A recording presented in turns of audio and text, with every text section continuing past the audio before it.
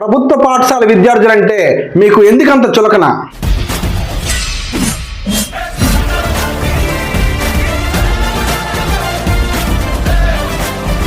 మొన్నటి రోజున 10th class exams result వచ్చిన తర్వాత ఈ విధంగా అన్ని పత్రికల్లో ఒక్కొక్క పత్రికకి యాడ్ ఇవ్వాలంటే సుమారుగా నాకు తెలిసి 70 లక్షల నుంచి 1 కోటి రూపాయలు ఒక్కొక్క పత్రిక ఖర్చు అవుతుంది. ఒక్కొక్క పత్రికకి 1 కోటి రూపాయల దాకా కూడా ఖర్చు అవుతుంది. అన్ని ప్రధాన పత్రికల్లో ఫ్రంట్ పేజీలో గవర్నమెంట్ స్కూల్స్లో వచ్చినటువంటి మార్క్స్ గురించి ఈ ప్రభుత్వం ఇచ్చినటువంటి యాడ్.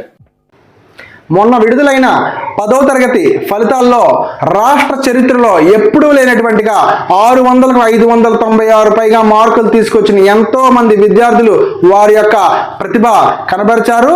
ఇది ప్రతి తెలుగువాడు కూడా గర్వించదగ్గ విషయం. అందుకే ఆంధ్రప్రదేశ్ ప్రభుత్వం వారి యొక్క ఫోటోలను పత్రికల్లో మొదటి పేజీల్లో ప్రచురించి వారి యొక్క ప్రతిభను అందరికీ తెలియజేసే ప్రయత్నం చేసింది. దురదృష్టకరమైన విషయం ఏంటంటే దీన్ని కూడా కొంతమంది నాయకులు రాజకీయ కోణంలో చూస్తూ 70 లక్షలు ఖర్చు అయిపోయి 1 కోటి రూపాయలు వృధా చేశారంటూ విమర్శలు చేస్తున్నారు.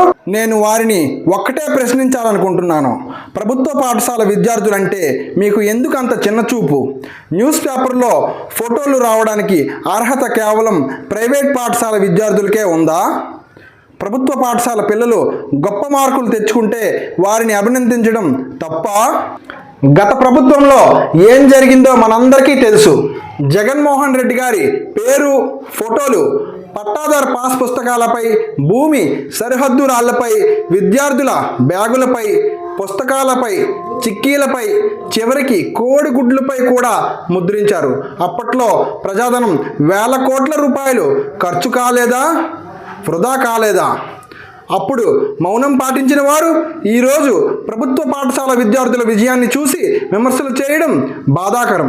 విద్యార్థుల కృషి, వారి తల్లిదండ్రుల త్యాగం, ప్రభుత్వ పాఠశాల ఉపాధ్యాయుల యొక్క శ్రమ ఇవన్నీ గౌరవించాల్సిన సమయంలో రాజకీయాలు వీటిపై చేయడం సరికాదు. ఒక ప్రభుత్వ పాఠశాల విద్యార్థి విజయం అంటే అది కేవలం ఒక కుటుంబ విజయం కాదు. ఇది మన సమాజం మొత్తం గర్వపడే విషయం.